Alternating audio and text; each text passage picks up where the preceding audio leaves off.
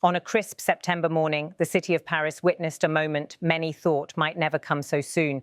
Emmanuel Macron, president of the French Republic, climbed to the restored towers of Notre-Dame Cathedral, inaugurating their reopening to the public. For the people of France and for admirers of heritage worldwide, it was not just the reopening of a landmark, it was the reclaiming of a soul scarred by tragedy and revived through resilience.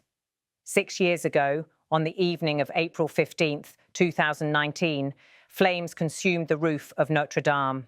For hours, the world watched in shock as one of humanity's most cherished symbols teetered on the brink of destruction. The fire collapsed the spire, gutted centuries-old timber beams, and threatened to take the entire cathedral down. In the darkness of that night, as Parisians gathered on the banks of the Seine to sing hymns and weep, Macron made a solemn vow. We will rebuild Notre-Dame within 5 years. The deadline proved ambitious, but the commitment became a rallying cry, an affirmation that France would not let fire erase its cultural heart. The reopening of the towers this weekend, timed with France's annual Heritage Days, is the first visible fulfillment of that promise. From today, the public can once again ascend the narrow staircases, emerge onto the stone galleries, and gaze across Paris from the same vantage points that generations before them have cherished. It is both an act of continuity and a symbol of renewal, reminding citizens that despite disaster, their history and heritage endure. The towers themselves carry special meaning. Built in the 13th century, these Gothic giants withstood revolutions, wars, and occupations. They have watched Paris transform from medieval walled city to modern capital, from plague-stricken streets to boulevards of enlightenment. During the fire of 2019, when the spire fell in flames and much of the roof crumbled, it was the towers that stood firm. Their survival became a metaphor. France might be shaken, but it would not collapse. Today, their restoration and reopening feel like the closing of a painful chapter and the beginning of a hopeful new one. For Macron, the symbolism is clear. He did not just attend, he climbed. His ascent to the roof was more than ceremonial. It was deliberate, connecting him physically and politically to a project that has defined much of his presidency's cultural agenda. By walking among the gargoyles and looking out across the capital, Macron positioned himself as both custodian and witness, someone who shares in the pride of completion, but also in the responsibility of preservation. Yet this story is not just about politics, it is about people. Thousands of artisans, stonemasons, carpenters and glassmakers contributed to the restoration. Some worked on scaffolding dozens of meters high, carving stones with the same techniques used centuries ago. Others forged new frameworks of oak, carefully reproducing medieval craftsmanship. Stained glass specialists painstakingly cleaned and repaired windows blackened by smoke.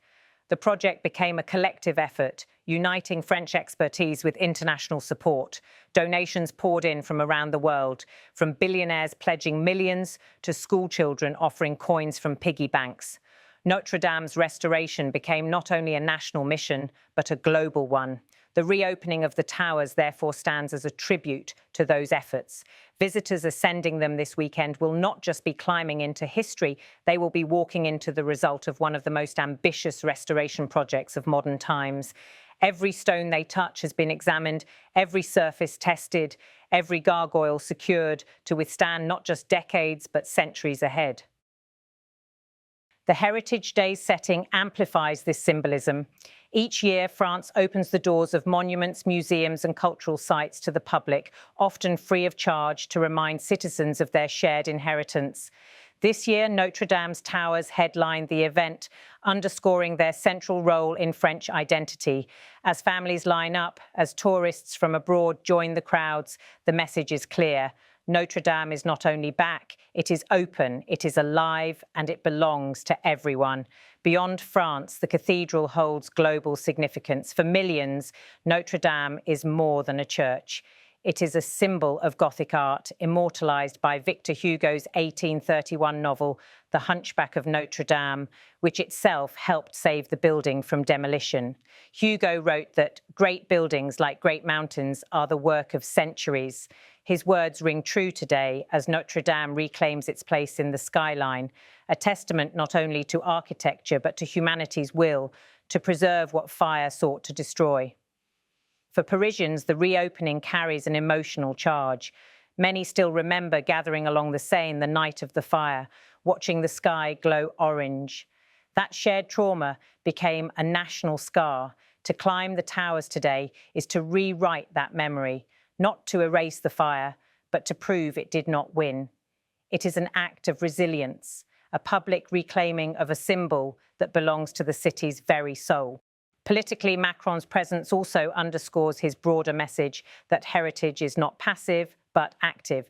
In a France facing social tensions, economic debates, and global uncertainties, cultural projects can unify where politics divide. Notre-Dame, for centuries, has been that unifying force, a place of worship, of coronations, of national mourning, and of celebration. By reopening the towers during his presidency, Macron cements his role in a narrative larger than himself, the rebirth of France's most beloved monument. The journey is not complete. While the towers are open, the cathedral's full reopening is scheduled for December 2025. Inside, work continues on the great organ, on chapels, and on countless artworks. The reopening of the towers is a milestone, not an endpoint, a preview of the day when the bells will once again toll from within the nave, and when worshippers and visitors alike will walk through the grand portals under the gaze of saints carved in stone. Still, this milestone carries profound meaning. In a Europe often divided by politics and shaken by crises, the reopening of Notre-Dame's towers is a reminder of continuity, of the power of collective action, and of the enduring importance of culture. It sends a message that while economies fluctuate and governments change, some values, heritage, identity, history, are worth safeguarding at all costs.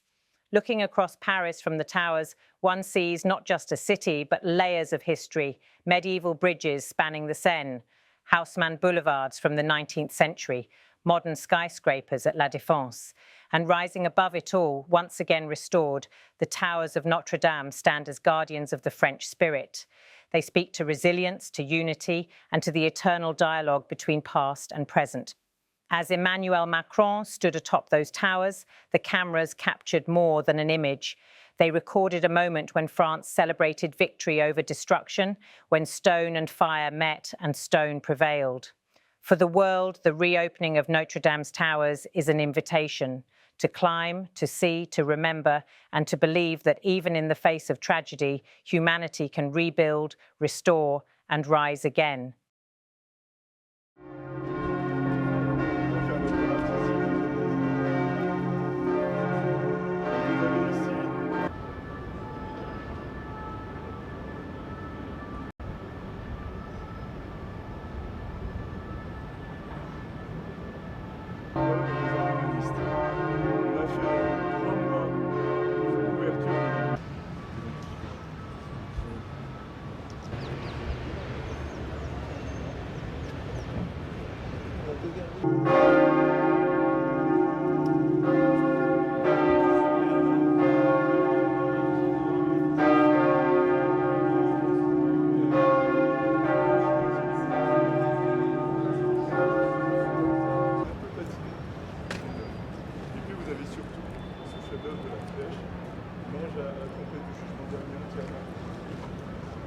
Et on va aller là, on va avoir une vue directe sur la flèche et ses statues.